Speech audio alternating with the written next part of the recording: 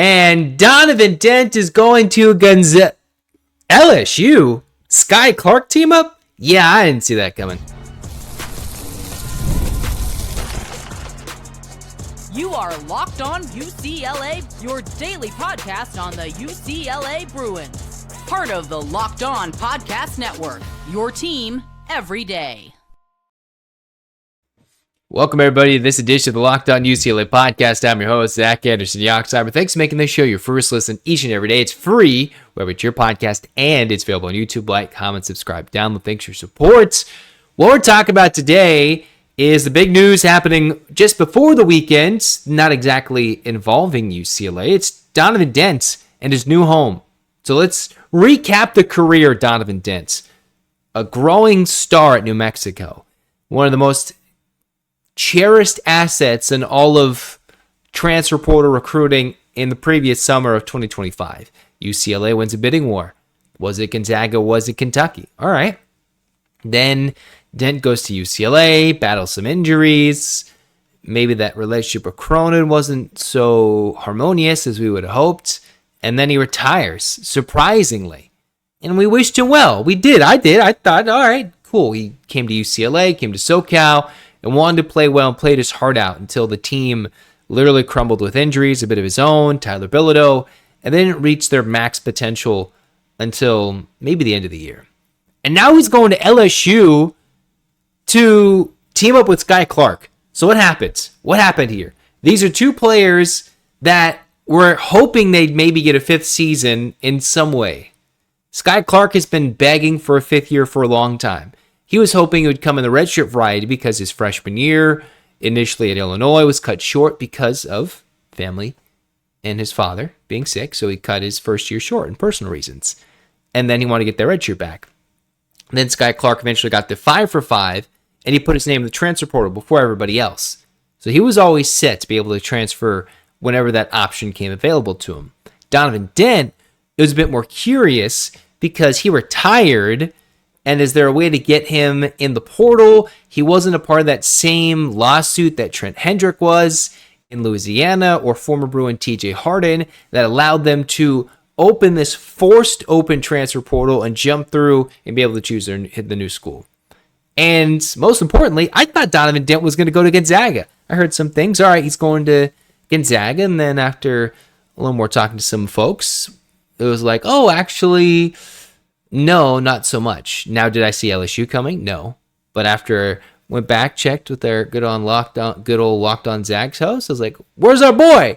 What happened to the awesome hyped up matchup in Honda Center? Selfishly, I wish he would go to Gonzaga, and that would have been epic.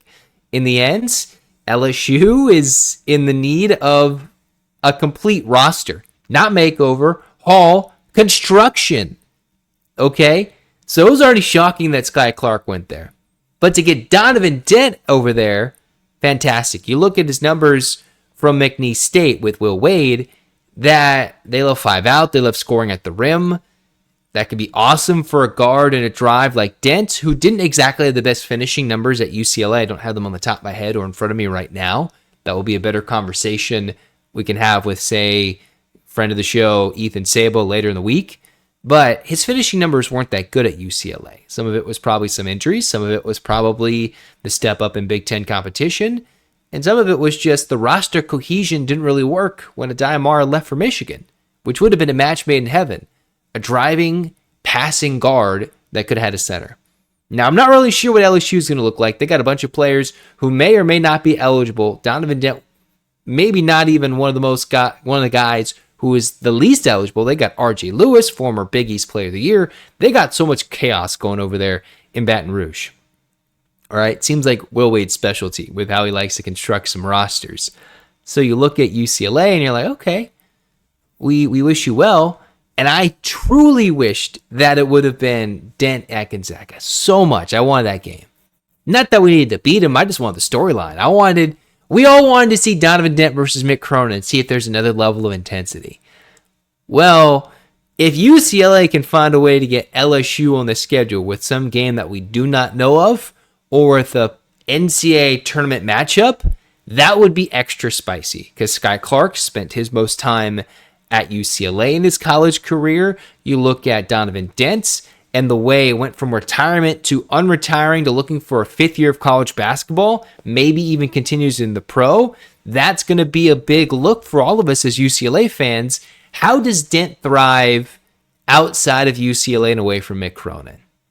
All right, that is something that we'll keep an eye on. And we get to keep an eye on Skyy Clark, who had a weird ending as well with kind of an agent, and then they couldn't hold a spot for him at guard because of 5-for-5 not being a thing until the end of the summer. Like, think about this. Clark and Dent didn't find their homes till mid to late August. UCLA couldn't hold a spot, at least for Clark. I'm not sure if Dent was going to come back, whether he was welcomed or wanted to. Regardless, the keys have been handed to Trent Perry. And Clark probably could have gone back to UCLA if this whole thing was pushed back and made possible in May, more so than being a lot more lawsuits here in the end of the summer. A little chaotic. It just means LSU basketball might have a bit more UCLA eyeballs than they've had previously. All right, so we'll see how that plays out for the LSU Tigers. They've got Clark and Dent, who, when they were healthy together, finally at the end of the year, when Clark came back from the hamstring and Dent was playing his best basketball, that's when UCLA started to shoot the lights out of the ball. Bilodeau was playing well. I think we had what UCLA was using last year, slip screens. That's what Ethan Sable, that was his term, talking about. Yeah, they did a lot of slip screens. Dent, Clark, kick out three. Clark's got some bounce. He's got some shot ability, shot creation. Dent, what if he shoots the ball better? What does that say about the UCLA coaching staff? Or was it just a mismatch? Because sometimes player and coaches don't fit. Even especially when you're trying to make that leap up or you're trying to get the big payday, make the big game-changing transfer, styles clashed. And an up-tempo style with Will Wade is probably going to garner Donovan Dent some NBA looks that he wasn't going to get at the end of his UCLA career. It was so shocking to see him retire. So I wish him well. But the fact that he's going to team up with Skyy Clark, probably had a little extra, hey, come over here. We're going to find a way. There's already 50 other billion players getting their lawsuits and their eligibility handled. Why not join the team here? Instead of being one of one roster, be a roster full of players looking for eligibility. And LSU is probably going to put the work, get their best people involved to get their entire team eligible. Because there's a world where they might have to start the first game with 2 players and walk-ons. Who knows? But I'm happy for him. I hope he gets a new shot. I'll root for him. And I do hope UCLA plays LSU in some way, shape, or form. Somehow, we got to make it happen. Just like it's always UCLA Gonzaga in March in any meaningful tournament game, why can't we get UCLA LSU this upcoming year in 2027 in March or April? All right. I mean, we were embarrassed when it was UCLA Michigan at Michigan with the Adai-Mar revenge game. How about we get a little more fun with Skyy Clark and Donovan Dent, 2 starters from your team, on somewhere else? It's interesting. It'll be fascinating.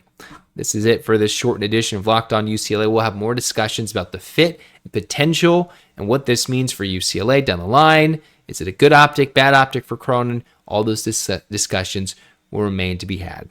Hands up, Bruins fans. 8 clap time, baby. And 1, 2, 3, 4, 5, 6, 7, 8. UCLA. UCLA, fight, fight, fight. This has been Locked On UCLA. Zach signing off. Go Bruins.